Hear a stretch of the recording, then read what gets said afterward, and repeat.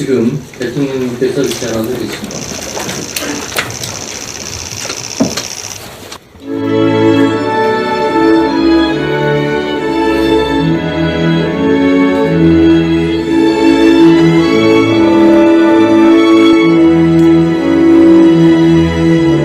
대통령님께서 개선언과 함께 모두 말씀을 하시겠습니다. 네, 제33차 국무회의를 시작하겠습니다.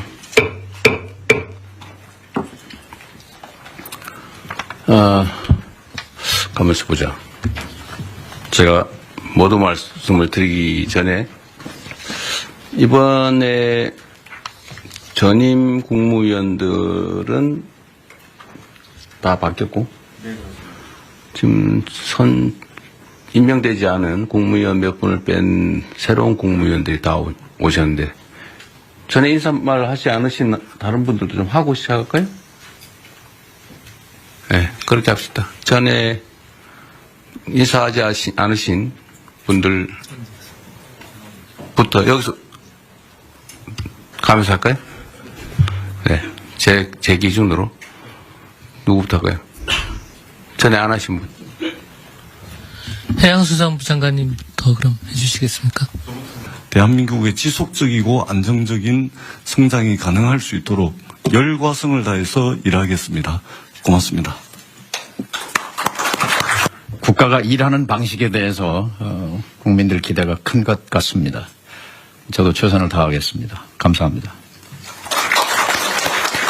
그 산업과 기업의 시작점에 있었습니다. 중기부의 모든 정책들이. 그래서 그런 정책들이 거의 모든 부처와 관계되어 있기 때문에 앞으로 자주 찾아뵙고 말씀 많이 듣고 그리고 협조 요청드리겠습니다. 잘 부탁드립니다. 바라보는 시선이 달라야 도달하는 목적지가 다르다고 생각합니다. 말고비를 확실히 잡고 우리 군의 계획을 이끌어내겠습니다. 그 국방일보에 장관님 취임사를 편집을 해가지고 주요 핵심 메시지는 빼버렸다 그러던데 기강을 잘 잡으셔야 될 것 같습니다. 네, 심각합니다. 국방부 장관이 한 취임사를 편집을 해서 내란 언급은 싹 빼버렸다더라고. 네. 그리고 혹시 송 장관님은 전에 말씀하셨던가요? 안 했죠? 여기도 신임입니다, 신임. 네, 한 말씀 하시죠. 새로운 각오로. 소통과 신속과 그런 수단을 통해서 성과를 최대한 내겠습니다. 이야기를 하고 싶었는데 제가 마음에 먹고 있던 걸 총리님이 취임사에서 그대로 쓰셔서 제가 깜짝 놀랐습니다. 그래서 같은 마음으로 우리 정부의 성공을 위해서 그리고 국민들의 그 삶이 조금 나아지도록 그리고 우리 농업인들의 삶도 조금 더 나아질 수 있도록 제가 할 수 있는 최선의 역량을 발휘하겠습니다. 어업인, 축산인, 임업인도 잘 챙겨주시기 바랍니다. 네, 다 같은 마음으로 또 새롭게 잘해주시기 바랍니다. 네, 지금 민생회복 소비 쿠폰이 지급돼서 시중에서 사용되고 있는데 이게 일주일 만에 80% 국민들께서 수령을 하셨다고 합니다.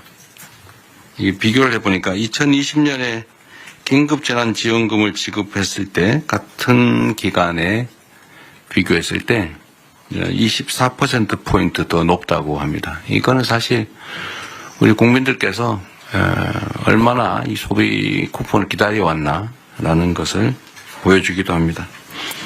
혹여라도 지급 대상에서 누락되는 일이 없도록 소외되는 분들이 없도록 잘 챙겨주시길 바랍니다. 지방정부의 역할이 매우 중요하다는 말씀을 드립니다. 그리고 우리가 이 과정에서 하나 좀 되새겨봐야 될 것이 언제나 행정을 하는 데 있어서는 공급자인 우리 또는 공무원들의 행정 편의 이런 위주로 생각하면 안 된다는 것입니다. 이게 모두가 행복하자고 하는 일이 누군가에게 엄청난 좌절감, 소외감, 상실감을 주기도 합니다. 뭐 카드에 금액을 표현한다든지 이렇게 해서 내가 기초생활 수급자구나 라고 하는 게 드러나는 게 얼마나 고통스럽겠습니까? 그럼 배려죠. 어쨌든 그래서 이런 걸 경험 삼아서 행정은 나라의 주인인 국민을 중심으로 행정 수요자를 중심으로 사고해야 된다. 실행해야 된다는 점을 다시 한번 생각하면 좋겠습니다. 기후변화 때문이겠지만 폭우에 이어서 폭염이 심각합니다. 온열 환자가 지난해에 약 3배인 2,400명을 넘어섰다고 합니다. 폐사 가축수도 지난해 10배, 100만 마리를 넘어섰다고 합니다. 관련 부처에서 이게 국가적 비상사태다라는 각오를 가지고 가용 인력 예산, 역량을 총동원해서 피해를 최소화해 주시기 바랍니다. 취약계층 지원이나 특히 야외에서 일하는 노동자들에 대한 보호, 추가의 농가 피해 예방, 또 물가 안정을 위해서 최선을 다해 주시기를 다시 한번 당부드립니다. 그리고 제가 어제 보니까 포스코 ENC라는 회사에서 올해 들어서 5번째 산재 사망사고가 발생했다고 합니다. 5명이 올해 돌아가셨다 그 말입니다. 일하러 갔다가. 이게 있을 수 있는 일입니까? 살자고 돈 벌자고 간 직장이 전쟁터가 된 거 아닙니까? 어떻게 동일한 사업장에서 올해만 5명이 일하다 죽을 수 있습니까? 며칠 전에도 보니까 무슨 상수도 공사하는데 맨홀을 들어갔다가 또 2명인가가 질식 사망했다고 합니다. 그 이전에 며칠 전에 또 보니까 무슨 큰 통에 그걸 수리하러 들어갔다가 또 질식 사망했다고 해요. 뭔가 폐쇄된 공간에 일을 하러 들어가면 질식 사망하는 사고가 많다는 건 국민적 상식인데 어떻게 그걸 보호장구 없이 일을 하게 합니까? 사람이 누군가를 위해서 어떤 사업자를 위해서 일을 하다 죽는 것 그에 대한 감각이 없는 건지 사람 목숨으로 여기지 않고 무슨 작업 도구로 여기는 게 아닌가 그런 생각이 들 때가 있습니다. 나와 내 가족이 귀한 것처럼 일하는 그 노동자들도 누군가의 가장이고 누군가의 가족이고 누군가의 남편이고 누군가의 아내이고 그렇습니다. 똑같은 장소에서 똑같은 사고가 발생하는 것은 똑같은 방식으로 특히 사망하는 것은 충분히 예상할 수 있는 일인데 이 예상할 수 있는 일들을 방어하지 않고 사고가 나는 것은 결국 죽음을 용인하는 거죠. 아주 심하게 얘기하면 법률적 용어로 미필적 고의에 의한 살인 아닙니까? 죽어도 할 수 없다. 뭐 죽어도 어쩔 수 없지. 이런 생각을 한 결과가 아닌가 하는 생각이 들어서 정말로 참담합니다. SPC가 8시간 이상의 야간 장시간 노동을 없애기로 했다고 합니다. 늦었기는 하지만 다행인데 말씀을 하셨으니 꼭 지키기 바랍니다. 전에도 1,000억을 들여서 동일사고 발생하지 않게 조치하겠다고 했는데 그걸 과연 했는지 제가 확인해 보라고 했지만 이번에는 신속하게 꼭 지켜주시기를 부탁드립니다. 그런 얘기가 있죠. 사람은 기계가 아니다. 노동자도 사람이죠. 12시간씩 밤에 그것도 주야 막교대로 이어서 일한다는 게 쉽지 않습니다. 어쨌든 이런 후진적인 산재를 영구적으로 추방해야 합니다. 연간 1,000명에 가까운 사람들이 일하다 죽는다고 하는 게 이게 있을 수 없는 일이죠. 대한민국이 명색이 10대 경제강국에 5대 군사강국, 문화강국이라고 불립니다. 그리고 세계 최고를 자랑하는 민주주의 국가죠. 일하다 죽는 일이 최소화될 수 있기를 바랍니다. 안전이라고 하는 거는 당연히 해야 될 의무지, 이걸 비용으로 생각해서 아껴야 되겠다 이렇게 생각하면 안 되죠. 돈보다 생명이 귀중하다는 생각을 모든 사회 영역에서 우리 모두가 다시 한번 되새겨보면 좋겠습니다. 물론 이럴 때는 여러 가지 원인들이 있죠. 원청, 하청 관계. 공사 현장에 가보면 하청을 한 번만 하는 게 아니고 하청의 하청, 하청의 하청의 하청, 하청의 하청의 하청의 하청. 그래서 4번, 5번씩 하청이 되면서 원도급 금액의 절반 정도로 실제 공사가 이루어지니까 안전시설이나 안전조치를 할 수가 없어요. 이 법으로 금지된 건데 방치되어 있지 않습니까? 포스코 ENC 같은 데서 1년에 5명씩 이렇게 산재 사망사고가 나는 것도 아마 그런 거와 조금은 관련이 있지 않을까 그런 생각이 듭니다. 한번 가봐야 되지 않을까 싶은 생각이 들고요. 이 산재 사고, 특히 사망사고에 대해서는 좀 오늘은 우리 국무회의에 의제로 미리 제가 고지를 해드렸는데 이게 어느 한 부처만 노력해서 될 일이 아닙니다. 각 부처가 준비한 게 있으니까 공개적으로 요거는 한번 안건 논의 전에 토론을 한번 했으면 싶어요. 준비하신 게 있으니까 지금부터 시작을 하면 좋겠습니다. 어쨌든 이런 노력을 기반으로 올해가 산재 사망 근절 원년이 될 수 있으면 좋겠습니다. 좀 그래프가 사망이 계속 유지되거나 늘어나는데 꺾이는 그 원년이 되었으면 좋겠다는 생각을 가지고 오늘 토론을 한번 시작해 보도록 하겠습니다. 제가 진행을 할 테니까요. 준비된 게 있으시면 요거 토론부터 먼저 하도록 하겠습니다. 누가 준비하시죠? 고용노동부 장관님. 네네. 네, 고용노동부 장관입니다. 요약해서 자료가 있으니까. 자료에 근거해서 네. 보고드리겠습니다. 네. 먼저 중대재해 현황입니다. 올해 1분기 사고 사망자 수는 137분입니다. 좀처럼 줄지 않고 있습니다. 유형을 보면은 떨어짐, 끼임, 부딪힘 등 후진국형 사고가 다발되고 있습니다. 최근 기후위기에 따라 온열 질환 더하기 질식 사고가 또 새롭게 나타나고 있습니다. 대통령께서도 말씀하셨던 상수도에서도 지금 질식 사고가 산소 결핍으로 인해서 발생된 것으로 추정됩니다. 원인 분석입니다. 먼저 가장 큰 원인으로는 대통령께서도 말씀하셨듯이 안전과 사람을 비용으로 여전히 인식하는 관행이 만연합니다. 왜 사람에 대한 지원은 비용이고 설비에 대한 지원은 투자인가? 이런 질문을 던져봅니다.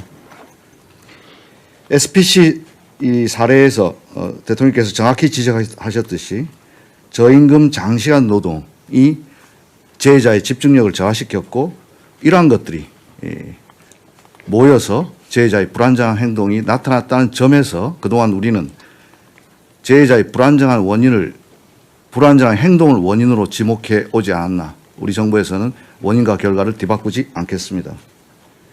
또한 교체가 시급한 노후 장비, 특히 그날도 회전체 윤활유가 자동으로 분사되어야 함에도 불구하고 오랫동안 방치되었던 것을 재해자께서 수동으로 공급하다가 사망사고에 이르렀습니다. 왜 이런 투자가 적게 이루어지지 않았나? 이것은 결국 지배구조와 연관이 있다고 생각됩니다. 권한과 책임에 분산되어 있었기 때문에 현상 사장은 어찌 보면 흔히 하는 말로 권한 없는 사장이 아니었나 하는 생각이 듭니다. 두 번째로는 재해가 발생해도 기업의 실질적인 손실이 크지 않는, 즉 재해 발생을 비용으로 환치했을 때도 기업 차원에서는 크지 않다는 인식이 팽배한 게 아닌가 생각됩니다. 중대재해처벌법이 도입되어서 경각심은 제고되었지만 현장에서는 오히려 최고위 경영 책임자는 회피하려는 법률 컨설팅에 의존하고 실질적인 감소책이 나타나는 것은 줄어들지 않는 이유는 거기에 있지 않나 생각됩니다. 또한 이 중대재해처벌법 수사 판결이 상당 시간 소요되기 때문에 또 솜방망이 처벌이라는 것도 있고 또 한편 기업에서는 불확실성이 길어짐으로써 불만도 있는 것도 사실입니다. 일각에서는 중대재해처벌법이 대형 로펌만 좋아졌다는 자주 섞인 이야기도 있습니다. 이런 차원에서 중대재해처벌법의 실효성 강화 방법 필요하다고 생각됩니다. 세 번째로 지시와 개통의 불확실성이 야기하는 기업의 경영 방식입니다. 개통은 단순화돼야 되고 지시는 정확해야 됩니다.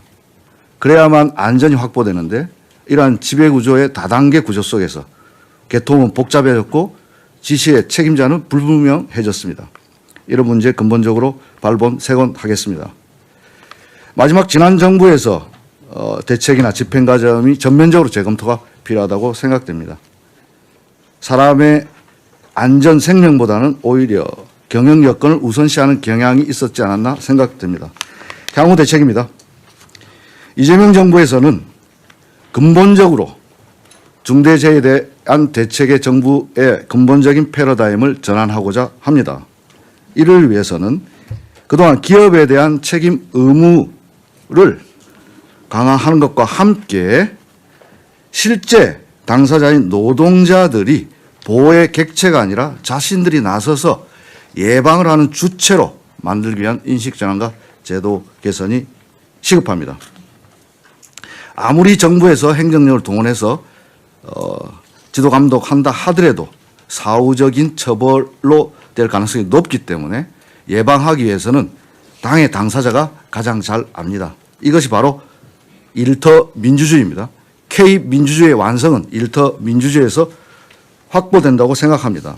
따라서 사고 예방에 가장 최전선에 있는 노동자들이 알 권리, 참여할 권리, 피할 권리를 보장함으로써 사전에 이들이 위험 요소를 알고 그러면 개선할 것들을 노사가 함께 논의할 수 있는 참여의 권리를 보장하고 그럼에도 불구하고 발생되는 불의의 사고에 대해서는 피할 권리를 보장하겠습니다. 다음입니다. 안전을 비용으로 생각하지 않도록 충분한 안전재원이 확보될 수 있는 제도적 장치가 시급합니다. 특히나 건설 현장에서 만연하고 있는 불법 하도급, 무분별한 재하도급 근절을 위한 제도 개선을 관계부처와 협의해야 된다고 생각합니다. 공기 단축을 이유로 사람이 죽어서는 안 됩니다. 표준도급계약서 개정하겠습니다. 건설업에서 산업안전보건관리비 계상 의무도 원청해 주겠습니다. 제가 지난주 남양주 건설 현장 갔을 때 안전난간 지적했는데 이런 것들이 원청 발주자에서 처음에 포함이 안 돼 있었습니다. 원청으로부터 지급받아서 모두 설치 완료됐다고 보고받았습니다.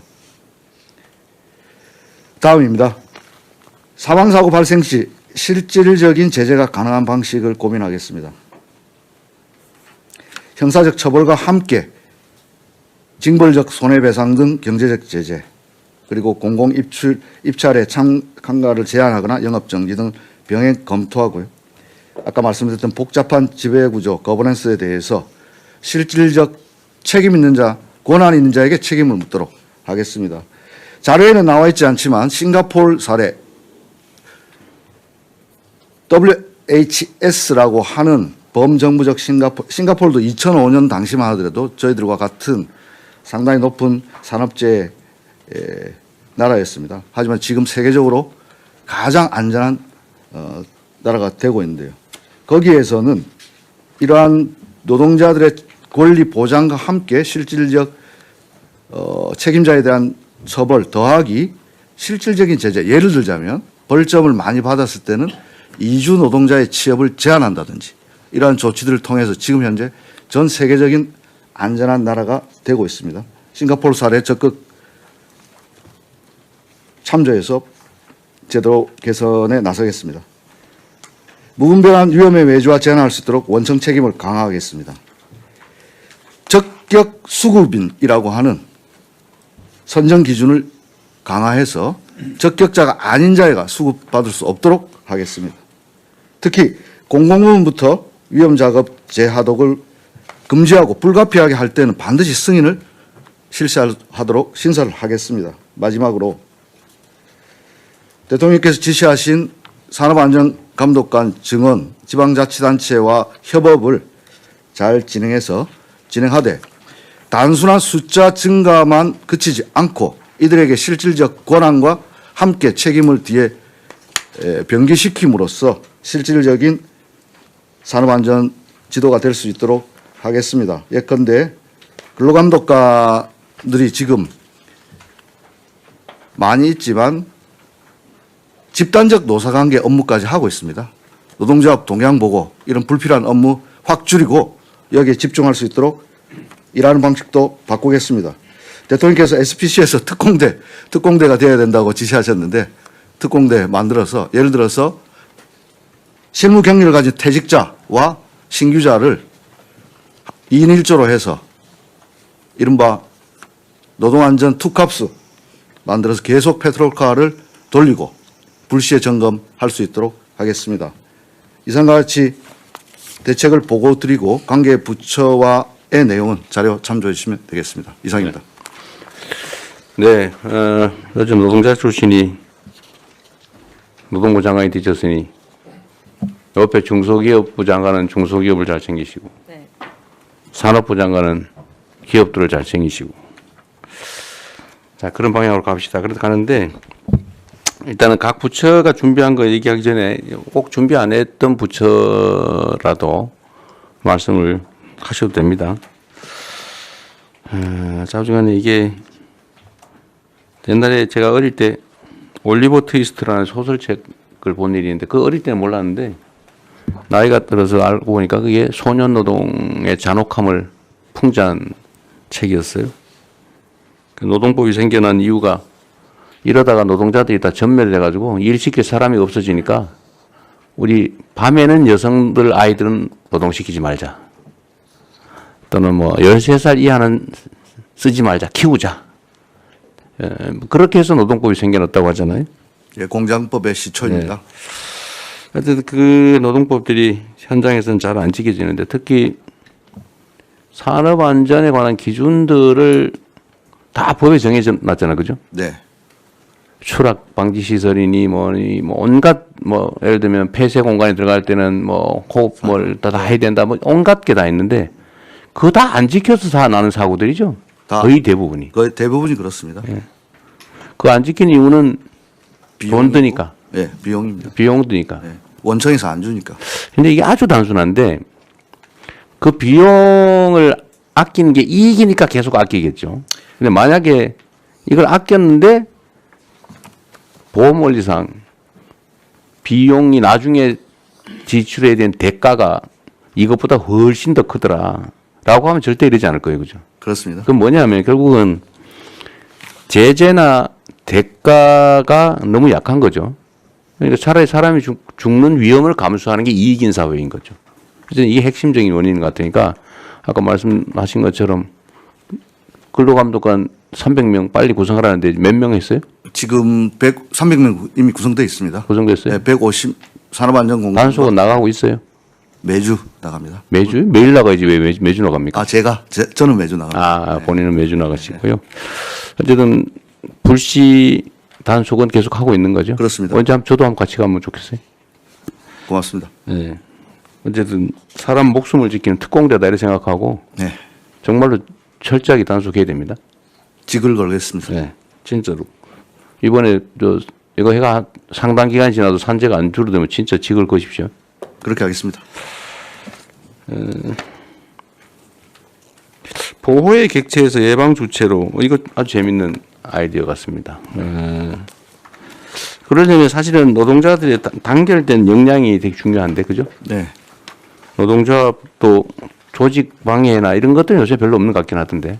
하여튼 아직까지는 그런. 노동자들이 혼자 이런 문제를 해결하기는 어렵기 때문에 같은 입장에 있는 노동자들끼리 연합할 수 있게 단결할 수 있게 하는 게 중요한 과제인 것 같습니다.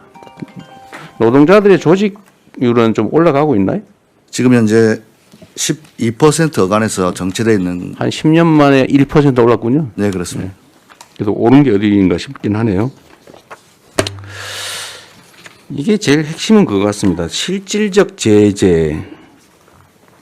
그러니까 이게 안전조치를 안 하고 사고가 나면은 안전조치를 안 함으로써 생기는 이익 비용 절감보다 훨씬 더 큰 지출이 있다. 네.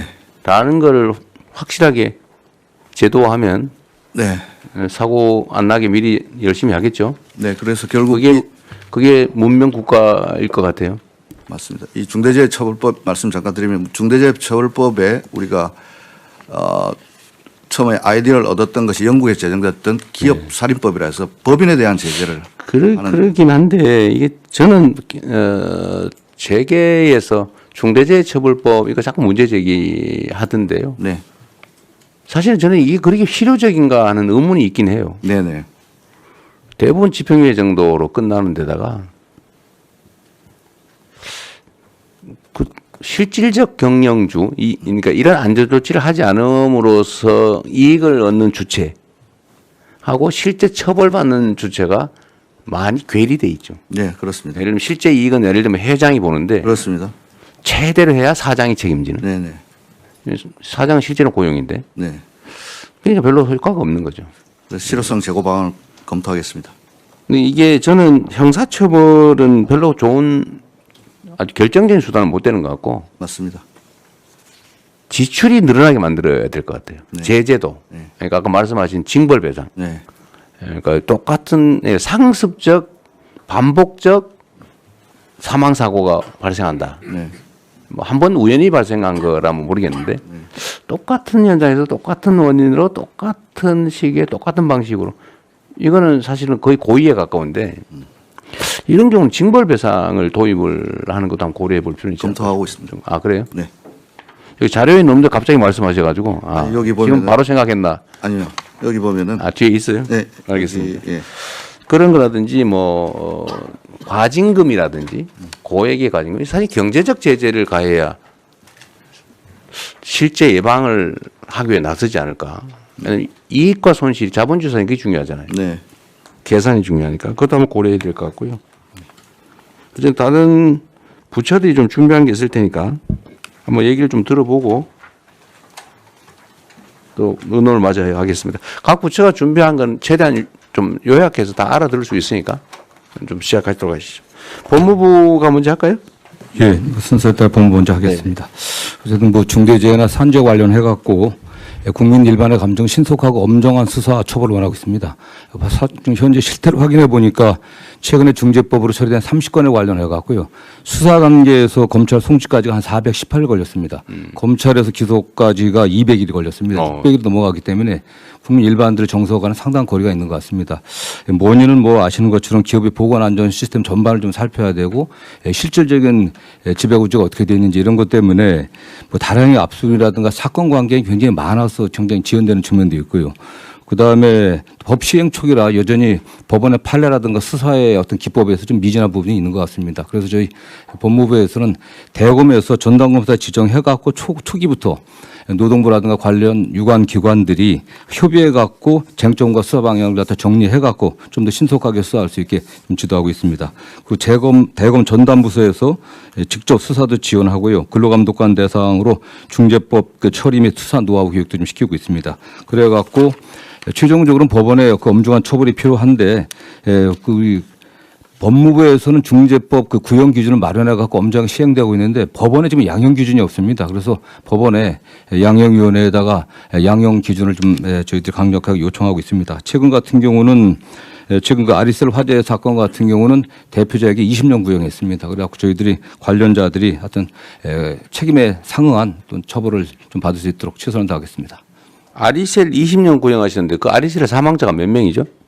지금 23명으로 23명이 사망했습니다. 그 지금 기준에 의하면은 지금 사망자 1인당 징역 2년 6월에서 4년 정도로 설정되어 있는데요. 또 이게 뭐 경합범 가중 이렇게 돼 갖고 상한 그 교통사고 처리보다 별로 세지 않네요. 네, 그렇습니다. 네. 아까 전담부서 말씀하셨는데 전담 검사 얘기하신 거 부서는 아니고. 네. 근데 이게 예를 들면 뭐 저 광양에서 사고 나고 저기 뭐 포천에서 사고 나고 뭐 이러면 전담이 별로 의미가 없는 것 같은데. 그래서 그 일선총에 지금 저희가 수사 지휘를 대검에서 하고 있습니다. 네. 전담 지휘자를 둔 거군요. 예, 그렇습니다. 전담 팀을 두는 걸 한번 검토해 보시면 어떻습니까? 이게 사람이 일하다 죽는 사건이라고 하는 게 그런 단순한 게 아닌데 교통사고 뭐 이런 거하고 좀 다르잖아요. 예, 예. 일하다 죽는 그것도 명백하게 사실 과실이 대부분 명백한 과실 아닙니까?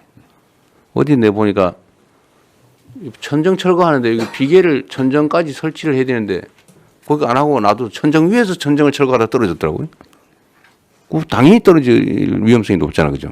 네. 전담 이따 행안부 어떨지 모르겠는데 행안 혹시 발표 있나요? 발표는 없고 있다. 아까 말씀하시. 이거 하루에도 10명씩 지금 사망하는 거 아닙니까? 그렇죠. 네. 이거 전담 팀을 하나 두는 거 어떨까요? 아니면 지휘 팀이라도 지금 수사는 원칙적으로는 경찰이 하는 거잖아요, 그죠? 예. 검찰은 이제 송치된 사건에 대한 처리인데 물론 그전 요즘 지휘도 안 하죠. 지휘도 안 되고요. 다만 구속영장이나 뭐 압수 강제 수사 방향이라든가 차후 그 공소제기를 위해서 경찰은 인력이 좀 있는 편이니까. 네, 그렇습니다. 이따가 그 얘기 한번 해봐 주세요. 네. 이거 산재 사망 사고는 아예 전담 팀을 부서를 하나 두든지 해가지고 네. 일률적으로 좀 모아서 하는 거.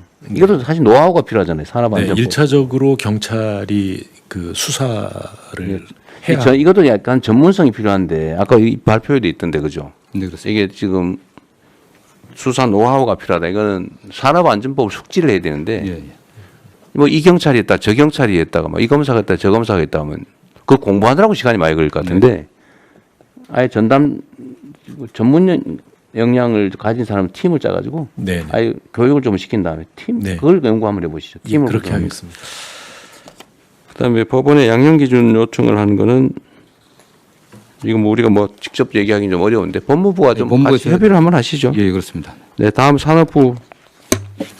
예, 산업부 보고 드리겠습니다. 산재 사망자 수의 제조업 분야에서가 30% 정도를 차지합니다. 세부 업종별로 보면 열처리나 주단조와 같은 뿌리 산업이 제일 많이 나타나고 있고요. 그 다음에 석유화, 자동차 부품을 포함한 자동차 분야, 기계산업 순위입니다. 저희 산업부는 고위험 업종을 중심으로 한 AI 등을 활용한 산재 예방 쪽에 주력을 하고 있습니다. 첫 번째, 산업 AI 기반 제조 안전 시스템 개발을 올해부터 29년까지 해서 고위험 업종 포함 10개 업종에 대한 안전 시스템을 개발을 하고 있습니다. 이러한 시스템이 개발이 되면 이 10개 업종의 기업들이 활용할 수 있도록 조치를 하고자 합니다. 두 번째는 산업단지에 대한 관리를 산업부가 맡고 있어서 이 산업단지 내의 안전관리 문제입니다. 산단 내에 고위험 지역에 대한 IoT 인프라 활용 예방 시스템을 구축을 하고 있습니다. 이러한 화학물질, 유해 화학물질에 대한 누출 감지 솔루션이나 사족 위험 지역에 대해서는 사족 보행 로봇이 투입될 수 있게 하거나 또는 예방 감시를 드론을 통해서 활용할 수 있는 방안들을 강구를 하고 있습니다. 마지막으로는 이러한 안전 환경 구축이 산업계 측에서 이루어질 수 있도록 특히 중소조선사나 산업단지 내에 중소 중견기업 대상으로 하는 안전 컨설팅 또는 안전 디자인을 구축해주는 지원 사업을 추진하고 있습니다. 네, 수고하셨고요. 이런 건 뭐 잘 해주시고 제 산업부는 특별히 하나 좀 부탁을 드리고 싶은 게 있는데, 예. 어쨌든 대한민국의 주요 기업들을 관할하고 계시잖아요. 예. 이 기업들도 이 산재 사고에 대한 인식을 좀 바꾸는 게 중요할 것 같아요. 특히 이 건설이나 뭐 이런 데 위험한데 이런 데는 이게 앞으로는 더 비싸게 먹힌다. 예. 이거 엉터리 관리하면 더 많은 지출을 하게 된다는 사실들 충분히 숙지하게 하고, 또 한 가지는 이게 노동 생산성하고 관계가 있는데 물론 뭐 그분들이 더 전문이긴 하겠지만 이렇게 열악한 환경에서 일을 막 강제로 시켜서 사고가 날 상황, 빈발할 상황이 되면 자발성이 떨어지잖아요. 사실 충성도가 떨어져서 거의 생산성이 크게 도움이 안 될 것 같은데 좀 그런 연구들은 좀 하고 있나 모르겠어요. 그러니까 좀 근로자들이 신나서 아, 내 직장이야, 우리 뭐 라는 생각을 가지고 일하는 경우하고 막 열악한 환경에서 뭐 옆에서 막 노동자들이 죽어가는 걸 보고 막 이러면서 일하는 거하고 생산성에 영향이 꽤 있을 것 같은데 예. 이런 것도 한번 연구를 한번 하든지 해가지고 자발적으로 좀 줄이기 위한 노력을 좀 하게 만드는 게 더 중요하지 않을까 싶네요. 그런 측면에서 연구를 해본 기억이 없는데 네. 말씀처럼 좀 저는 영향이 있을 것 같아요. 그리고 또 한 가지는 이런 거 산업재해에 대한 단속 강화나 이런 얘기를 하면 기업 측이 되게 섭섭하게 생각하는 경향이 있을 것 같은데 예. 어쨌든 이 정부는 이런 걸 철저하게 관리는 하되 기업 활동에 지장이 없거나 좀 더 원활한 기업 활동이 가능하도 뭐 규제 완화 합리화든지 아니면 기업 활동에 대한 지원이든지 뭐 이런 건 정말 열심히 할 테니까요. 예. 이제는 노동자들 막 쥐어 짜가지고 돈을 버는 게 아니고 기술 개발하든지 시장 개척하든지 새로운 사업 아이템을 발굴하든지 이런 데 정부가 지원을 할 테니 좀 그런 데 주력해 주면 좋겠다. 이렇게 좀 해주면 좋겠어요. 예. 인식적으로 할 수 있는 방안을 강구하겠습니다. 총리님 뭐 하실 말씀 있으세요? 마이크 켜고 하십시오. 안전사고가 동일 업종 내에서 안전사고가 많이 나는 업장과 그렇지 않은 업장의 혹시 생산성이 어떠한가를 비교한 거는 체크가 금방 가능할 것 같으니까 연구소 국제연구소하고 같이 좀 바로 네, 그리 조치하겠습니다. 대통령님 금방 말씀 주신 것과 관련해서 국제연구에서는 약 2점에서 2.4배 정도 오히려 노동 생산성이 올라간다는 비교가 있으니까 한번 거예요. 뭐가요? 어떻게 하면? 안전에 대한 투자가 갔을 때 노동 생산성이 올라간다. 아, 이미 그런 자료가 있어요. 있습니다. 예. 근데 괜히 쓸데없는 소리 했네. 네. 국내에는 없는데 국제적인 기준으로 있습니다. 그런 거라도 어쨌든 공유라도 하면 좋겠네요. 네. 예, 그렇게 하겠습니다. 대통령 사소한 거 한 말씀. 말씀하십시오. 이 법 이름이 중대재해처벌법이잖아요. 네. 제목은 너무 세고 내용은 처벌은 별로고. 솜방망이고 그렇습니다. 그리고 처벌 자체가 목적이 아니어서 중대재해를 예방하자는 게 목적인데 제목이 처벌법이니까 그 기업의 회장들이 맞군요. 그 제목에 대한 반감이 꽤 큽니다. 그래서 저는 중대재해 예방법으로 제목은 바꾸고 그 내용적으로 그 예방을 강화하고 예방을 못한 것에 대한 처벌 규정을 세게 하고 이렇게 전체 체계를 좀 바꾸면 어떨까? 사실은 산업안전보건법이 예방법이죠. 예, 근데 이제 그걸 통합하기는 좀 어려운데. 네, 대통령님 제가 좀 말씀드리면 말씀하신 것과 같이 우리 부 소관은 산업안전보건법이고 중대재해처벌법은 형법이라서 그 법무부 소관입니다. 아, 물론 그렇죠. 네, 그렇다 보니까 명칭이 좀 그런 것입니다. 취지는 사실은 맞는 지적인 것 같아요. 이게 중대재해처벌법, 처벌 사실 매우 네거티브한데 예방으로 하고 예방에 일정한 성과를 내면은 뭐 인센티브를 준다든지 사실 이런 방식으로 하는 게 훨씬 더 문명적이긴 한 것 같네요. 그건 노동부에서 한번 연구를 한번 해보십시오. 예, 그렇게 이게 하겠습니다. 실제로는 억압해가지고 효과가 크지 않거든요. 네. 예. 다음 국토부 하시죠. 국토부가 이게 관련 분야가 많아가지고. 네. 네. 저희가 드린 자료는 국토부의 일반적인 내용이고 사실은 저희가 논의하고 있는 법률과 관련해서 이 자료에 못 올렸습니다. 저기 통영님께서 네네. 네. 알겠습니다. 네. 저희 그 보고 자료를 보시면 이제 건설 분야나 도로 분야, 철도, 항공, 뭐 교통, 물류 분야에 대한 일반적인 사고와 국토부의 이제 나름대로 대처 방안을 이제 설명드린 내용인데 저희가 사실 그 앞서 말씀드린 논의의 핵심 부분을 강화하기 위해서 그 현재 법령적인 작업을 국회하고 같이 좀 협의해서 준비하고 있습니다. 그 자료를 지금 여기 실지를 못해서 제가 구두로 대통령께 드린 자료의 핵심을 말씀드리면 이제 건설안전특별법이 지금 지난 21대 김교웅 의원하고 22대 이번에 그 문진석 의원이 발의를 해서 지금 진행 중인 법안인데요. 이게 핵심이 이제 건설산업 구조를 보게 되면 발주청이 이제 원청이 이제 말씀하신 대로 시공사를 이제 중심으로 해서 도급 비용이 그동안 이제 가산이 됐습니다. 그러다 보니까 이게 설계하고 감리에 대한 책임이 굉장히 약했습니다.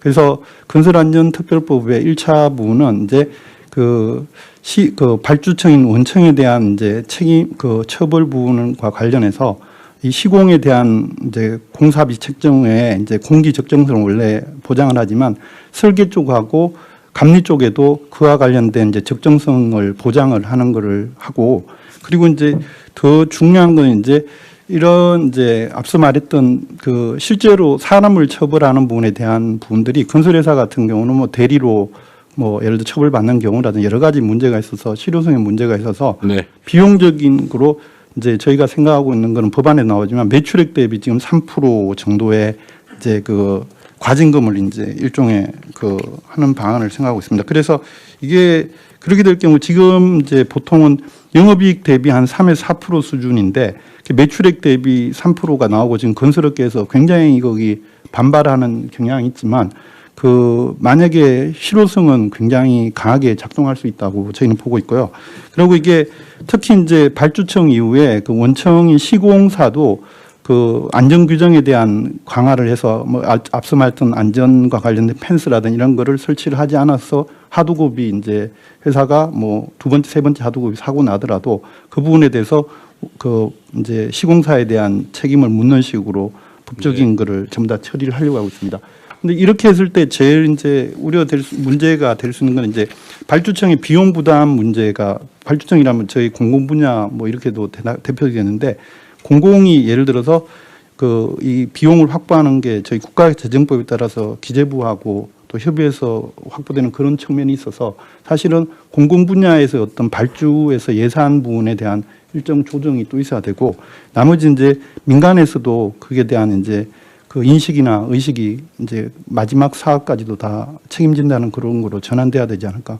그리고 장점은 가장 큰 부분은 우리나라 건설 산업의 후진성에서 전환될 수 있는 계기가 된다고 보고 있습니다. 즉 무슨 말이냐면 이게 산업이 이제 안전을 강조하지만 선진화가 될 수 있는 부분이 우리나라 건설 산업 최대 약점이 이제 그 감리나 설계 부분이 이제 창의적이거나 아니면 안전성을 답보해내지 못하는 부분인데, 이 부분을 제 생각으로는 만약에 이런 안전 규정을 하면 부수적 효과로 건설 그 산업에 있어서 설계나 감리 쪽에 강화 효과가 나타나면 그쪽이 네. 제대로 임금을 받게 된다고 보고 있습니다. 네. 네. 네, 어쨌든 이런 새로운 안도 좋고, 그러니까 건설 안전에 관한 법을 새롭게 만들어서 제재와 책임을 강화하자 그 말이잖아요. 네네. 네. 그것도 중요하고, 여기 준비된 내용을 보면 여하튼 건설 분야의 추락 사고가 지금 제일 많지 않습니까? 근데 건설 현장의 추락 사고는 산업안전보건법이 정한 기준에 의한 안전시설이나 조치를 안 해서 거의 대부분 발생하죠. 그렇습니다. 네. 그러니까 이거를 사전에 사고 난 다음에 처벌도 중요한데, 그걸 안 지키는 평소에 미준수 행위에 대해서 제재를 세게 해가지고 필요한 안전조치를 당연히 해야. 이게 생산성 향상에 2.6배 도움이 된다고요? 2.4배 뭐 하여튼 유럽 보고는 그렇습니다. 그래. 어쨌든 그 추락사고 예방 대책을 철저하게 준수하는 거하고 지하 안전 강화 이것도 있네요. 국토부 네. 관련 많아요. 네, 제가 그 부분 또 그러면 짧게 보고. 아니 됐습니다. 네, 네. 자, 지하 안전 강화도 해야 되는데 이것도 역시 지하에 관해서 상세한 규정들을 이미 만들어 놨는데 하여튼 안 지켜서 생기는 경우가 많죠. 대부분 다 그렇습니다. 대부분 다 그렇죠. 건설 현장도 그렇고 지금 뭐 우리 차관님이 준비하신 것도 있고 폭염 때 지금 사고도 사망도 꽤 많죠. 이 폭염에 대한 안전 조치도 다 규정이 있죠. 몇 분 동안 더 쉬어라, 몇 도 이상 되면은 일하지 말아라. 네, 요번에 33도 이상 되면은 2시간 내에 20분씩. 네, 근데 다 그거 안 지켜서 대부분 다 그러죠. 네. 철도 사고, 항공 분야는 흔하진 않지만 어쨌든 이것도 되게 시설이나 아니면 뭐 과실 이런 경우가 많죠. 건축 분야, 교통 분야도, 물류. 어쨌든 국토부는 관할 영역이 상당히 많은 것 같고요. 거기에 관련 규정을 잘 지키는 게 중요할 것 같습니다. 자, 다음에 금융위, 이거는 재밌는 안이 꽤 있어요. 금융위 한번 얘기해 보시죠. 예, 금융위 보도드리겠습니다. 그 중대 재해를 예방하는 데 있어서 경제적 불이익을 높이는 것이 중요하고, 금융 쪽에서는 결국 시장의 힘에 의해서 그 불이익을 높여나가는 방향으로 저희들이 대책을 추진을 하려고 하고 있습니다. 투자 같은 경우에는 지금 상장 기업에 대해서 ESG 평가원에서 ESG 평가를 합니다. 중대재해 같은 경우는 S에 해당되는 항목이 있고 실제로 이제 중대한 사고가 나면은 거기서 감점이 이루어지고 그럼 전체적으로 평가 등급이 떨어짐에 따라서 기관 투자자들이 그걸 참고해서 투자에 반영하는 시스템입니다. 그래서 이 부분을 조금 더 명확히 하거나 강화하는 방향으로 해서 투자 부분에서 이런 부분들이 불이익으로 느껴질 수 있도록 하는 조치들을 강구를 하겠습니다. 두 번째는 대출입니다. 현재 대출도 각 그 은행의 내규상 여신 업무 기준에서 보면 사회 책임 경영 항목에서 기업의 평판 요소를 고려해서 평가하도록 되어 있습니다. 그래서 실제로 이런 일들이 일어나고 그것이 사회적으로 이슈가 되는 경우에는 대출 제한하는 것까지도 내규에 하고 있습니다. 할 수 있도록 되어 있습니다. 실제로 케이스를 한번 보고 이게 어떻게 작동되고 있는지를 한번 전반적으로 점검을 하고 특히 중대재해 부분에 있어가지고는 이런 비재무 모형 평가할 때 조금 더 강화하는 방법들을 강구를 하겠습니다. 그리고 마지막으로는 잘하는 기업, 그러니까 안전 투자를 좀 더 하겠다고 하는 기업들에 대해서는 정책 금융기관들이 조금 더 낮은 금리 또는 낮은 보증료를 지금 제공을 하고 있습니다. 이 부분도 재원의 문제는 있을 수 있겠습니다만 조금 더 강화하는 방향을 강구하도록 하겠습니다. 이상 보고를 마칩니다. 네, 이 금융리 제한이 아주 재미있는 것 같아요. 실제로는 투자 기준이 되는 여러 가지 항목 중에 지금 요즘 ESG 평가 결과가 되게 영향을 크게 미치잖아요, 그죠? 대형 펀드나 이런 데는 이걸 되게 중시하는 경향이 있는데, 그렇습니다. 특히 글로벌 펀드들은 그런 것 같은데, 이 평가에 이걸 반영을 좀 세게 하자 그 말이죠. 예, 조금 더 요 중대재해 부분이 조금 더 강화될 수 있는 방향으로. 네, 그 사고를 말을 들면 뻔한 산재 사망 사고가 막 반복적으로 상습적으로 발생한다. 그러면 아예 그냥 그걸 여러 차례 공시를 해가지고 투자를 안 하게 되면 주가가 폭락하게. 예, 실제로 지금 특정 기업을 거론해서 그렇습니다만 그 문제가 됐던 기업 같은 경우는 평가 등급이 좀 23년을 경우에는 굉장히 낮아졌고요. 네. 실제로 주가가 여러 가지 요인을 봐야 되겠습니다만 처음 사고 난 대비로 주가가 많이 빠져 있습니다. 그 종합주가지수는 전반적으로 올라가 있는 상황이라서 그래서 그런 요인들도 좀 작용한 거 아닌가 저희들은 그렇게 생각하고 그냥 있습니다. 자연스러운 현상보다는 어쨌든 ESG 평가를 강화해 가지고 어쨌든 이 아주 정말 원시적인 거잖아요. 규정을 안 지켜서 산재 사망 사고가 상습 발생한다고 하는 거는 대출은 당장 우리가 어떤 조치를 할 수 있는 부분 같은데 이거는 실제 실행 계획을 좀 만들어서 대출 제한이나 이런 걸 좀 해야 될 거 아니에요. 한번 현황을 한번 보겠습니다. 실제 어떻게 작동하고 있는지 한번 보고 대책을 강구하겠습니다. 기준을 좀 만들어서 대출과 투자에 불이익이 있는 게 상장 회사들은 상당히 큰 타격이 있을 거 아니에요. 이런 경제적 제재를 실제로 해야 효과가 있을 것 같습니다. 처벌도 효과가 없지는 않은데. 대통령님 행안부 마저 하고 할게요. 자, 공정위하고 조달청이 있으니까 조달청도 있고 요거 먼저 하고 이제 다른 부처들 의견도 마저 듣겠습니다.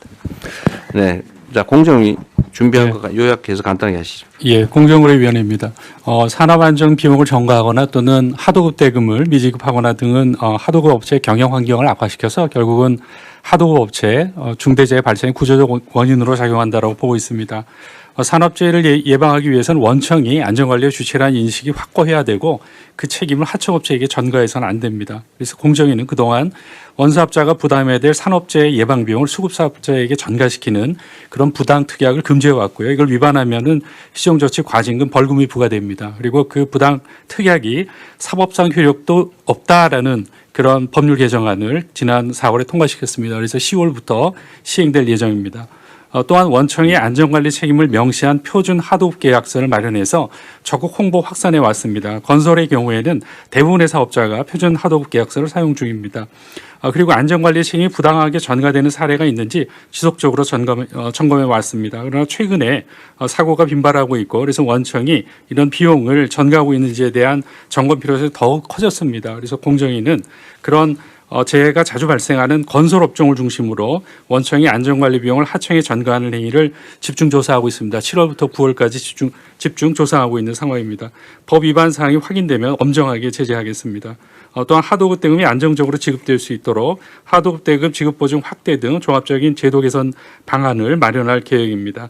관련해서 산업재해를 줄일 수 있는 다양한 방안을 마련해서 국민의 생명과 안정을 지키는 데 최선을 다하겠습니다. 이상 보고를 마치겠습니다. 이게 어느 부처가 관련하는지를 잘 모르겠는데,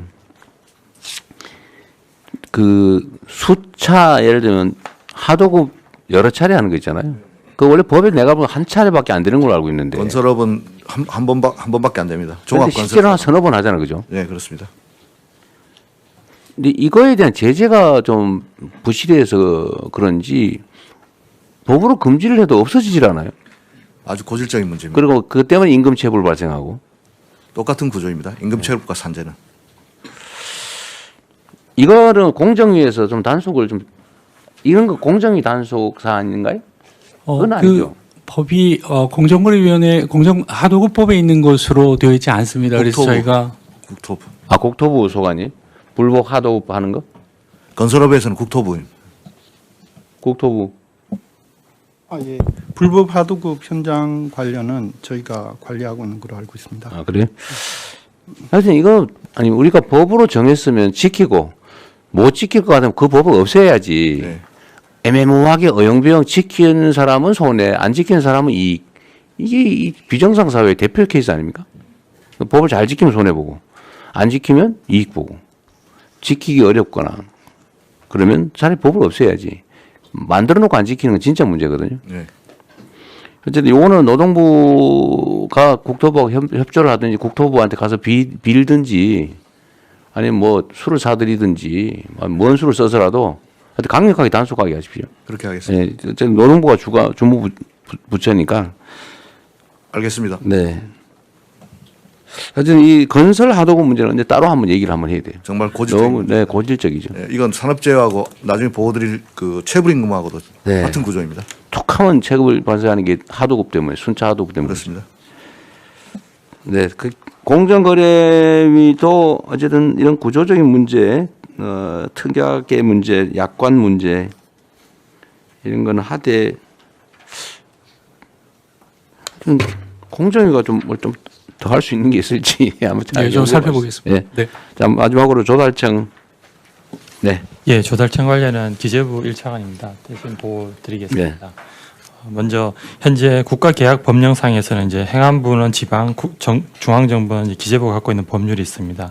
그 법에서 아까 전에 노동부 장관께서 제안해 주신 입찰 참가자 자격 제한이 사실상 경제적으로 굉장히 아픈 제재가 될 거라고 생각합니다.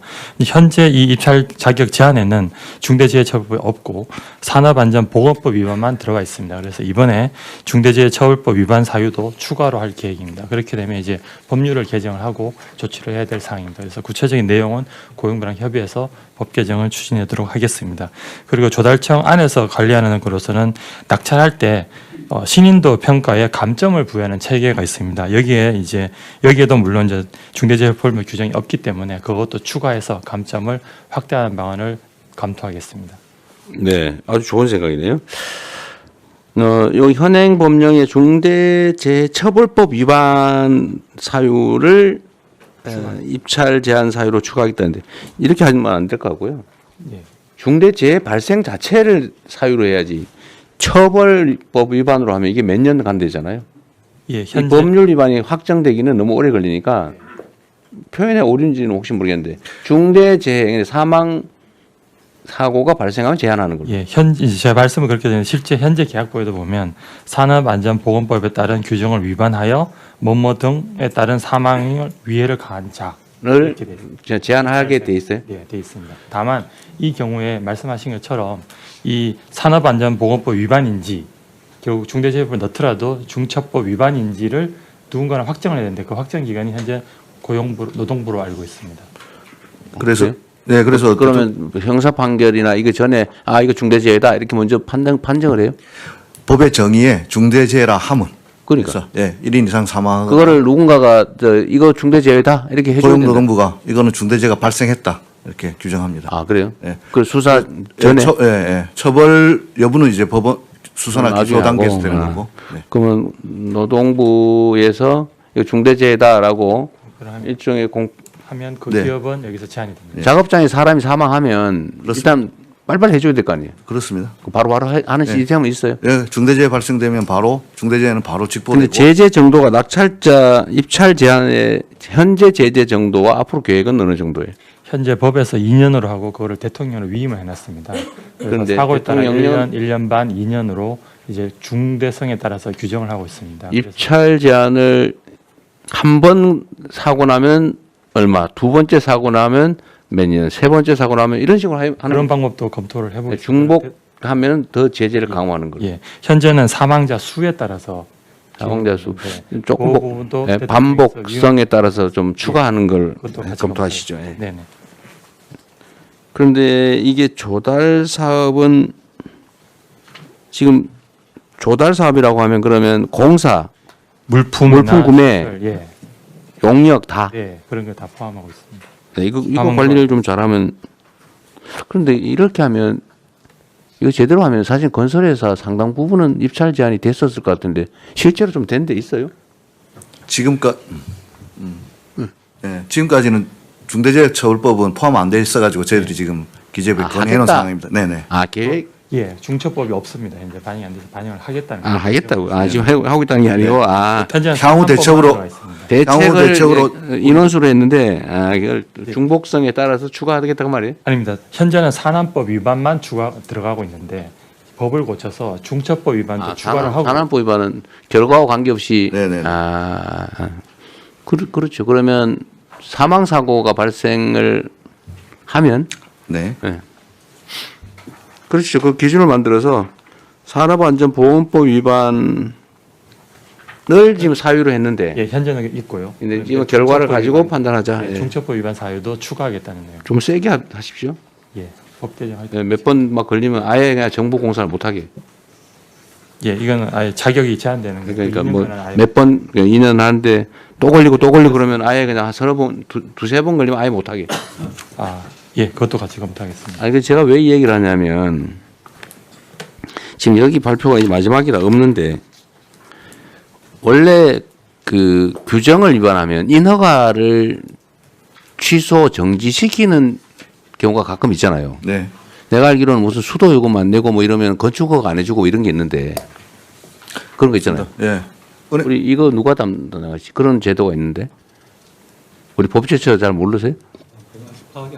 그런 거 있어요. 그러니까 뭐 어떤 걸 위반하면 인허가를 취소 또는 정지시키는 그런 제재가 있습니다. 그게 그래서 이런 중대사고가 많이 나면 건설 면허를 가지고 사업을 하다가 중대사고가 반복적으로 발생한다. 그러면 영업허가를 취소해버리는 게 맞지 않나 싶어요. 자격 없는 거 아닌가요? 대통령 정책시장입니다. 네. 모든 행정법의 인가와 이제 취소 요건에 보면 전부 이제 사유가 있는데 사유 중에서 아마 이제 여기 이제 얼마나 중하게 들어가 있냐 이 차이인 것 같은데요.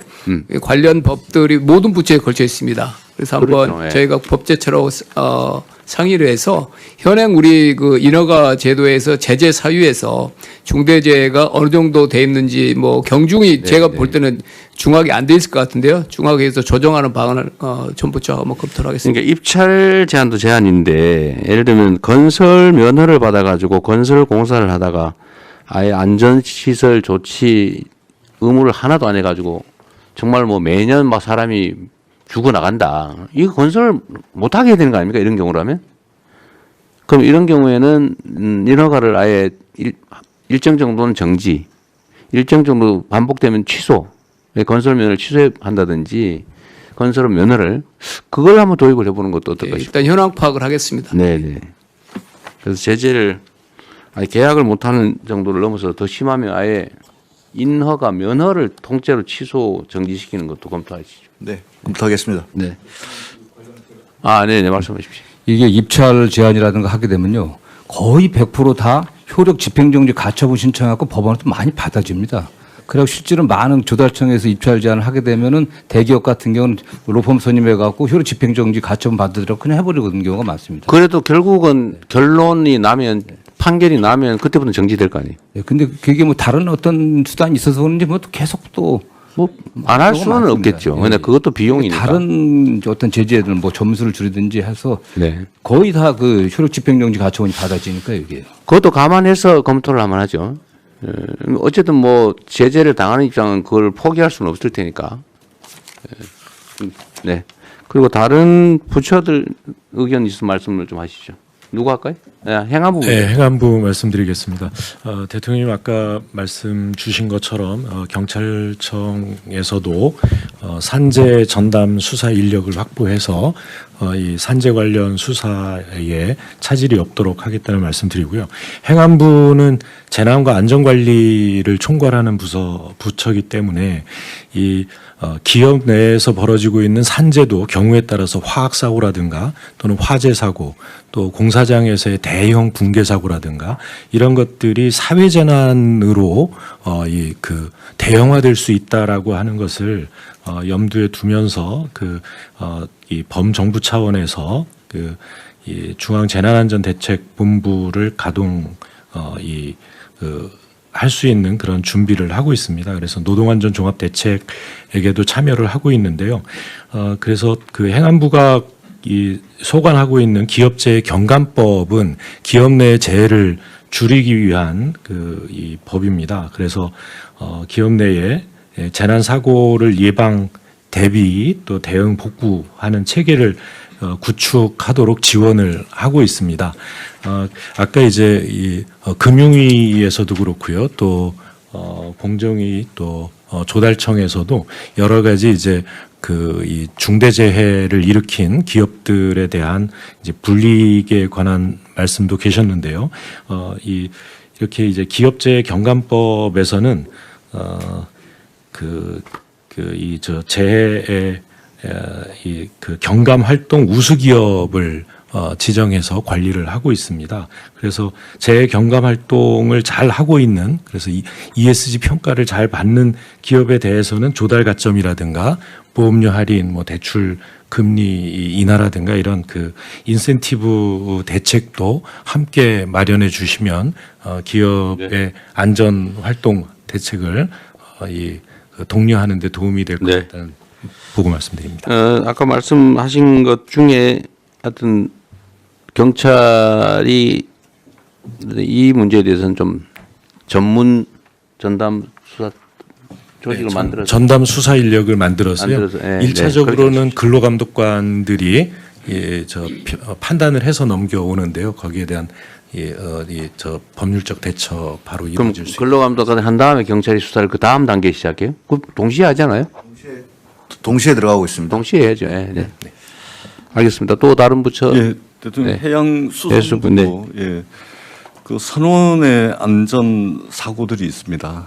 그렇군요. 예, 선원들 같은 경우는 이제 작업 환경이 거칠죠. 예를 들면 태풍이나 파도와 맞서 싸워야 되고, 그다음에 특히 이제 연근의 어선들의 경우에는 이제 선박이 상황은 좀 그리고 요약해서. 예. 그래서 이 육상산업계 같은 경우는 이제 산업안전보건법 또 산업안전공단이 있어가지고 체계가 잡혀 있는데 마침 그 해상산업계는 이런 것이 없었는데 올 1월부터 그 어선안전조업법이라고 이것이 이제 시행이 됐습니다.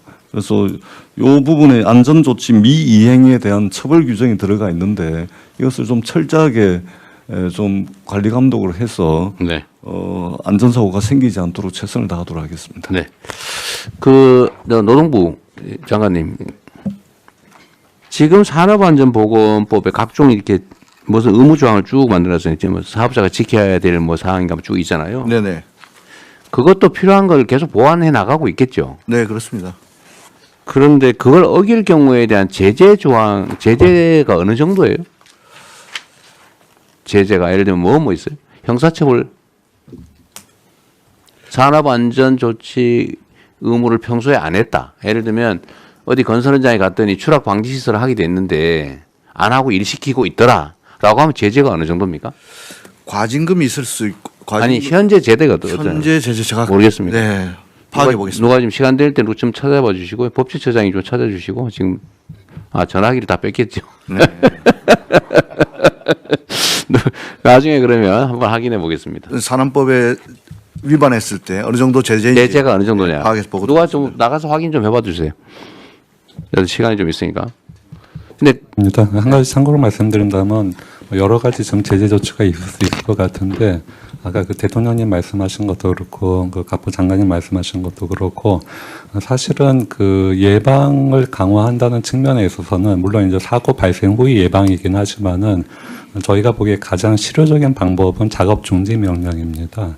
작업 중지 명령을 내려놓고 위험 요소가 완전히 제거됐을 때 작업을 재개할 수 있다 그러면은 일단 사고 발생 후이긴 하지만은 가장 효과적으로 뭐 예방 활동을 할 수 있는 방법 중 하나라고 막 그는 하면 좋을 텐데. 근데 그거는 걸려서 작업 중지 명령하면 그때 걸려도 그때 걸릴 때 하면 되는 거니까. 그거는 지금 마련되어 있습니다. 네, 작업 중지 명령을 하고 문제는 산업 안전 시설 조치를 안 하고 평소에 하더라도 사고 안 나면 상관없는 상태잖아요. 지금 사실은. 그렇죠. 그거는 사고 나면 결과적으로 들어가서 뭘 위반했는지 사후적으로 지금 제가 그 최소 300명 구성해서 불시 단속하라는 거는 네네. 근데 안전 조치를 안 하고 법을 안 지키고 작업을 일을 시키고 있으면 그 뭐 제재가 있어야 될 거 아니에요. 그래서 거기서 만약에 사고가 안 나는데 불시 단속해서 걸렸다. 시정을 안 했다. 그 제재 정도가 너무 미약하니까. 미약하다. 뭐 걸리면 네, 뭐 시정할게요. 그러면 그만. 지금도 제가 본 노동부 장관님 가셔가지고 단속을 하더라도 고칠게요. 그러면 아마 그냥 오고 있을 거예요. 아니요, 거기서 바로 시정지시서를 내립니다. 야, 해봐야 그냥 시정하면 되잖아요. 시정하면 되잖아요, 그냥. 아무런 불이익이 없잖아요. 그래서 이것도 사실은 스티커 발부하듯이 바로바로 현장에서 그 정도가 좀 안 된다는 거죠. 뭐 실질적인 제재가 없는데. 그러니까 이건 일종의 유예 기간 정도를 두고 이게 앞으로 안 하고 하면 일정 기간까지는 우리가 계도하는데 그 기간이 지나면 나중에 걸리면 최대로 제재한다 하고 실제로 제재를 해야죠. 그래서 그 피해 정도가 커야 제대로 지킬 거예요. 그러니까 지금 지키는 사람은 이익, 손해, 안 지키는 사람은 이익 이렇게 되잖아요. 그러니까 그 제재 정도 지금 누가 확인해 왔나요? 확인 좀 해달라니까 아무도 안 나갔어요? 네. 그래서 법전도는 앞으로 좀 갖다 놓도록 하십시오. 나 좀 찾아보게. 그러니까 이게 안전조치를 안 하고 일을 하다가 문제가 되면 엄청난 과징금을 받든지 아니면 형사처벌을 받든지 제가 벌금을 받든지 형사처벌을 별로 안 두려워할 것 같아요. 뭐 기껏해야 내가 보기에는 뭐 대통령님 그 안전조치 산업안전보고법 네. 안전조치 벌칙 조항은 근로자 사망 시 7년 이하의 징역 또는 1억 원 이하의 벌금입니다. 안전조치를 안 한 사실 자체에 대한 제재 조항은 없어요.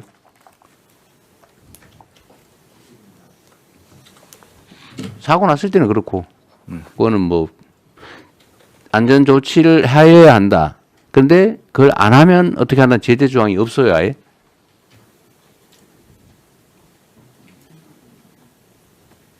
그러니까 이게 사실은 우리의 문제죠.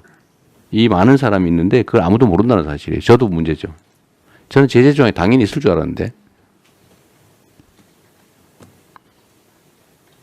제가 사용자 입장에서는 이런 상황이면 뭐 굳이 안 해도 사고 안 나면 돈 버는 거고 사고 나면 누가 대신 처벌받고 그냥 그 딱지 아까 말씀한 딱지 하나 받고 끝나버리면 평소에 돈 들여서 할 필요가 없죠. 대개는 이 인력을 추가 고용하든지 아니면 시설을 하는 비용이 들든지 작업 속도가 느려지든지 이런 현실적인 손실이 있잖아요. 그죠? 그러니까 안 지키는 거지. 근데 걸려도 제재가 별로 없어요. 사고 나면은 좀 심각해지지만 대부분 사고 안 나니까 그 돈을 버는 거죠. 지금 아직 못 찾았어요?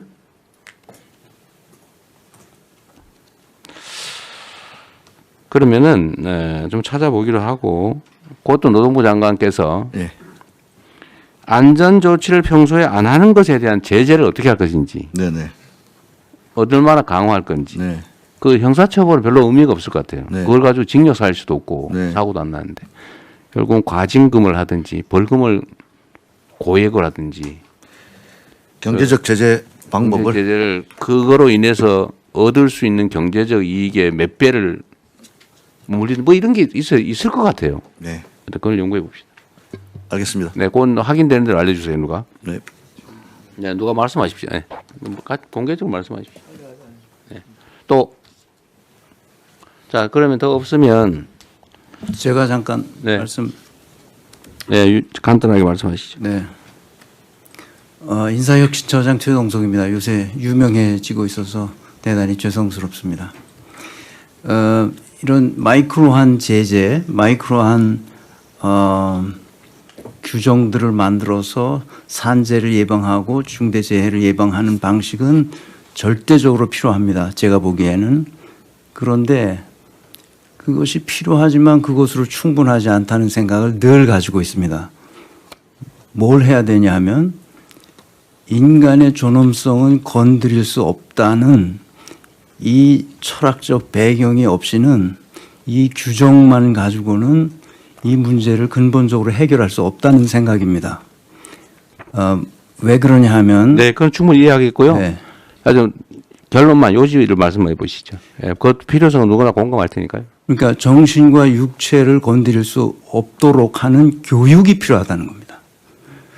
그러니까 행정 공무원들에 대한 교육도 필요하고 네. 실제로 우리 학교 교육도 그런 식으로 해야 되는데 서로 서열화하고 계급화하고 차별하고 경쟁시키는 사회 속에서 이런 규정만으로는 이 문제를 해결할 수 없다는 점을 강조 말씀드리고자 합니다. 네.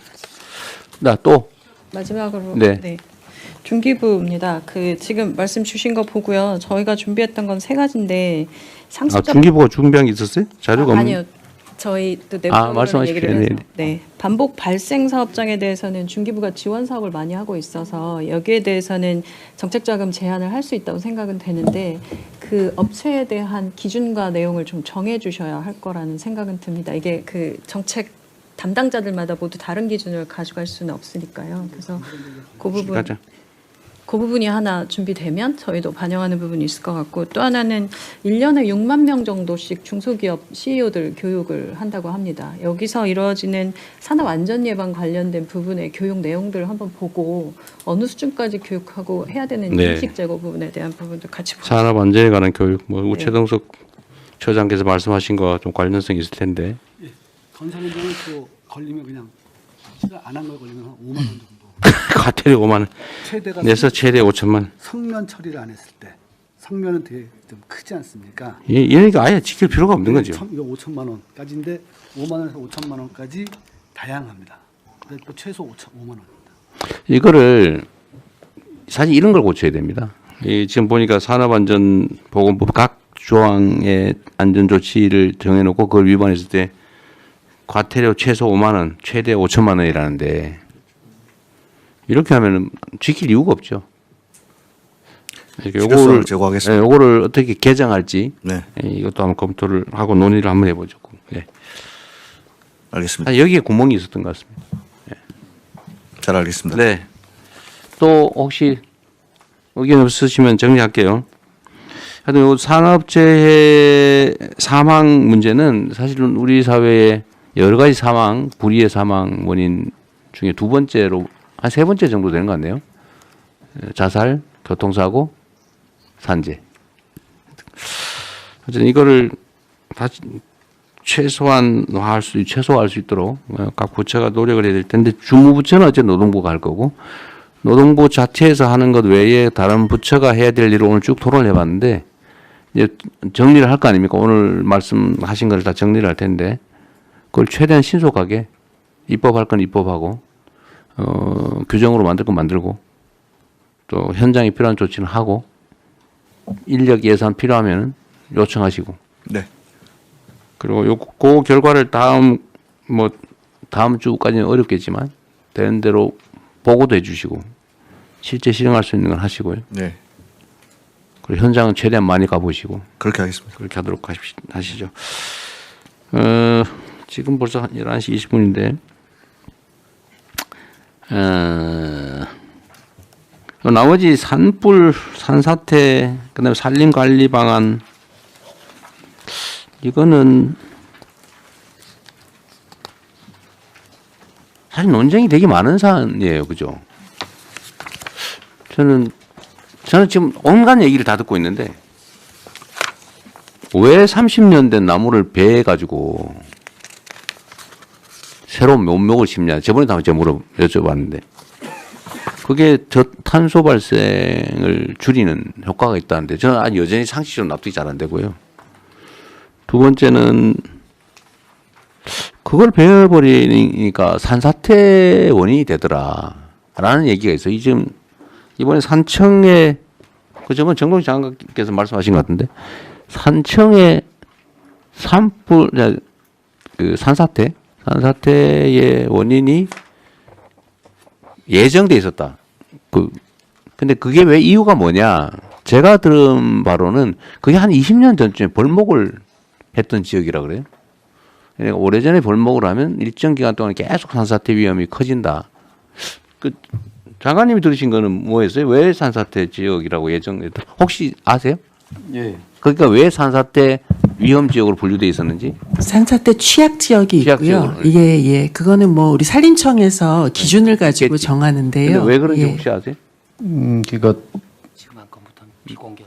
잠깐 놔두세요. 대통령께서 방문한 산청읍 불이 저도 그 현장에 갔는데 아니, 작년 뭐라고 5월에 하던가요? 20년 전에 볼목한 거 맞고요.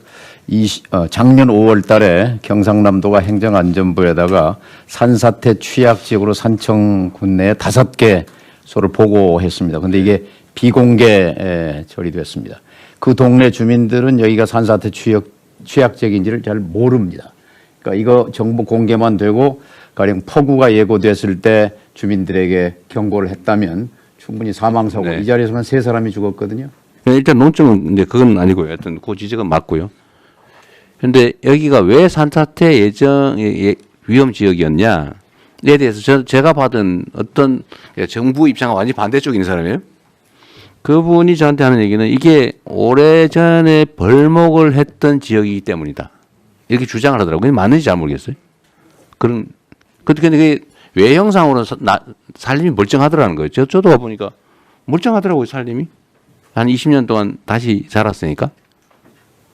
근데 그게 맞는지, 그러니까 함부로 벌목을 하는 게 과연 맞냐? 종합적으로 봤을 때. 종합적으로 말씀드리면. 아니, 잠깐만요. 그런 문제가 하나 있다. 그러니까 벌목을 지금 국가 사업으로 지금 하고 있는데 경제성은 거의 없다. 그 해봐야 비용조차도 잘 안 나온다. 그죠? 그리고 새로 나무 심는 데는 엄청난 예산이 들어간다. 근데 그 결과는 산사태 위험을 증대시킨다. 근데 과연 탄소 포집 효과가 진짜 크냐? 이 논쟁이 있는 것 같아요. 그 하나하고 두 번째는 산에 임도 내는 거 있잖아요. 임도를 내는데 그 임도를 내는 게 필요하다. 그래서 사실 예산이 꽤 들어가는 것 같아요. 근데 또 반대쪽에서 뭐라고 하냐면 그 산사태 원인이고 산림 훼손되는 거지. 그게 산림 관리에 뭔 도움이 되냐. 우리나라 산림이 경제림도 아닌데 그 나무 베어서 해봐야 비용 겨우 넘을 정도밖에 안 되는데 거기다 왜 임도를 낸다면서 공사해서 비용 들이고 산사태 위험을 초래하냐. 그러니까 일부에서는 또 그거 해놓으면 산불 진화에 도움이 됩니다. 이렇게 얘기하더라고요. 근데 저는 그거는 말이 안 된다고 생각해요. 산불 진압을 위해서 임도를 만든다고요? 그걸 뭐 차라리 그걸로 헬기를 몇 대 더 사고 차라리 사람 고용해가지고 맨날 지키고 있는 게 더 싸지. 라는 생각이 들더라고요. 그래서 그런 쟁점들을 제가 공개적으로 좀 저도 모르겠어요. 하도 이 얘기를 많이 들어가지고 이쪽에서 들으면 이 얘기 같고 저쪽에서 들으면 이 얘기 같고 지금 당장 내년에 산림 관련 예산을 지금 편성을 해야 되는데 임도를 내거나 아니면 벌목을 하고 새로 나무를 심는 이 사업을 계속 해야 되는 건지 이게 예산 낭비가 아닐까 하는 걱정도 되고 근데 또 관계 당국 얘기를 좀 해야 된다 그러고 그러니까 일단 이 논의를 좀 진지하게 전문적으로 제대로 해보면 좋겠다. 물론 한 결과가 그렇다는 거죠. 근데 왜 이런 반론이 있는지 모르겠어요. 한번 간략하게 한번 말씀. 굉장히 오래된 논쟁입니다. 그래서 저도 대통령님과 똑같은 네. 지금 혼란에 빠져 있는데 이쪽 이야기를 들으면 이게 일리가 있고 이쪽 이야기를 들으면 일리가 있습니다. 그래서 제가 좀 반대쪽의 논리들을 좀 다 같이 모셔놓고 좀 이야기를 들어보는. 해봤어요. 아직 못했습니다. 그래서 하려고 하는데요. 일단은 저희가 지금 있는 자료들만 가지고 팩트 체크는 한번 해봤거든요. 그러니까 오늘 자료를 일단 만들어 오셨는데 네. 이걸 오늘 이렇게 하기보다는 예. 좀 그걸 진짜 심도 있게 예. 양쪽의 이야기를 들어보고 예, 한번 들어보고 예. 또 예를 들면 이런 것도 있더라고요. 우리는 나무를 심을 때 주로 침엽수를 심는다. 네. 근데 화렵수가 더 강하다. 화재에 강하다. 맞습니다. 그 경제성도 굳이 침엽수가 낮다고 보기 어렵다. 예. 그럼 왜 침엽수를 심냐? 예. 화렵수를 심든지 자연적으로 예. 놔둬야지라는 주장도 있더라고요. 맞습니다. 근데 이 21세기 과학 문명 시대에 예. 저는 아직도 이런 거를 논쟁을 하고 있다는 게 이해가 잘 안 돼요. 이게 왜 과학적으로 결론이 안 나는지. 예. 그래서 이게 대통령님 네. 중요한 이제 논쟁 중에 핵심은 뭐냐면요. 우리 산림이 630만 헥타인데요. 그 중에 66%가 사유림이라는 데 있습니다. 네. 사유림을 경영하는 분 입장에서는 벌목이 수확을 하는 겁니다. 3, 40년 동안 키운 나무를 수확을 하는 게 벌목행위거든요. 수확을 하는데 남는 게 없다면서요. 근데 벌목인데 이게 환경을 강하게 생각하시는 분들 입장에선 파괴로 보이는 겁니다. 환경 파괴로 보입니다. 그러니까 깊은 그게 내가 생각도 거기에서 차이가 좀 헥타르당 100만 원밖에 안 남는다든가. 그 비용은 단지 이제 그 나무 가격 요건데요. 그 나무가 30년 커는 동안 예를 들면 탄소 포집도 하고 우리 여러 가지 효과를 내지 않습니까? 그것은 계산이 되지 않는 거고요. 그러니까요. 예. 그게 오늘은 너무 많은 분이 계시고 또 예. 의견을 해야 될 것도 있는데 이게 지금 장님 코끼리 만지기 하면 안 되잖아요. 네, 시간 맞습니다. 아까우니까. 예. 이게 전에 제가 이 논쟁 주제를 준비하라고 한 거는 예. 좀 정리를 한 다음에 알겠습니다. 저는 국민들의 집단 지성에 대한 좀 믿음이 좀 큰 사람인데 맞습니다. 제야의 고수들이 많거든요. 맞습니다. 이해관계 없는. 예. 그분들의 의견도 좀 들어보고 예. 전문가들끼리도 의견이 엇갈리니까 네. 논쟁도 하고 예. 필요한 과학적 검증도 좀 하고 하면 예. 저는 이게 왜 산림 관리와 관련해서 이렇게 오랫동안 제가 이 얘기를 들은 지가 무지하게 오래됐거든요. 한 10수년 된 것 같아요. 예. 이 결론이 안 나오고 지금도 논쟁하고 있어요. 맞습니다. 그 사이에 돈은 1년에 몇천억씩 들어가고. 예. 그래서 이거 예산 편성 전에 결론은 좀 알겠습니다. 내야 되겠는데 예. 먼저 정리하고 국무회의로 가져오시는 게. 알겠습니다. 그렇게 하겠습니다. 예. 대통령 저기 전문가가 한 분 준비할 때요. 이 독일, 오스트리아, 일본 이 세 나라가 굉장히 체계적으로 감벌과 산림 관리를 하고 있습니다. 그러니까 총량을 정해놓고 매년 그 총량을 넘어서는 만큼을 감벌해서 그걸 바이오매스의 소위 재생에너지 자원으로 쓰고 있는 나라가 많고요. 의외로 그 비중이 적지 않은 비중입니다. 다만 우리처럼 모두배기를 하지 않고 매우 체계적으로 감벌을 하는데 체계적인 감벌을 위해서 임도가 필요한 게 사실입니다. 그런데 대한민국은 그런 방식으로 하고 있지 않아서 생기는 문제가 많은데요. 그래서 다음에 토론을 할 때 해외에 특히 일본이나 독일이나 오스트리아나 이런 사례를 비교해서 토론하면 훨씬 도움이 될 것 같아요. 저한테 얘기하지 마시고요. 산림청에 농림수산부가 환경부 관련 부처하고 당연히 환경부가 중요한 관련 부처잖아요. 예. 저는 김성환 장관께서 어떤 생각하시는지 잘 모르겠는데 지금 얼핏 들어보니까 감벌을 잘해야 된다 그런 입장. 임도도 내야 된다는 쪽 같기도 한데 우리나라처럼 이렇게 삐쭉삐쭉한 산에 과연 임도를 내서 될지도 우리는 임도를 내서 관리를 할 만한 데는 다 밭으로 만들지 않나요? 그런 생각도 들더라고요. 오늘 좀 준비를 좀 하고. 그렇게 하겠습니다. 네, 준비해서 다음에 하고요. 나머지 소비 쿠폰, 자살 문제, 이건 소비 쿠폰은 이게 토론할 주제는 아닌 것 같고 각 부처가 잘 알아서 하면 될 것 같아요. 그리고 자살 문제는 이거는 복지부가 준비를 하셨는데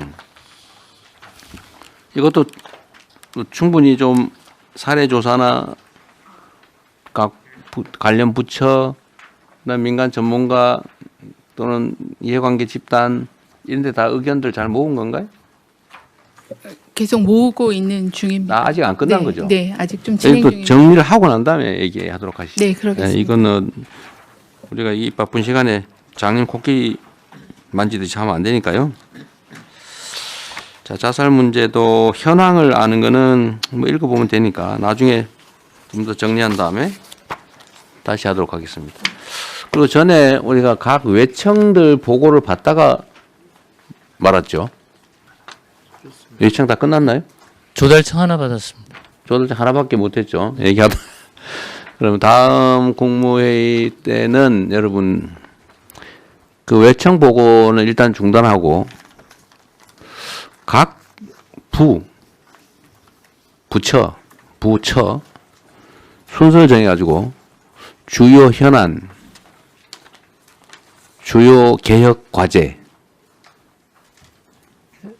토론을 좀 하도록 하겠습니다. 어느 부처부터 할지는 총리께서 미리 좀 정리를 좀 하셔가지고요. 아마 국무회의 하고 필요하면 별도 시간을 좀 잡아야 될지도 모르겠어요. 실제 업무 보고를 아직 못 받았거든요.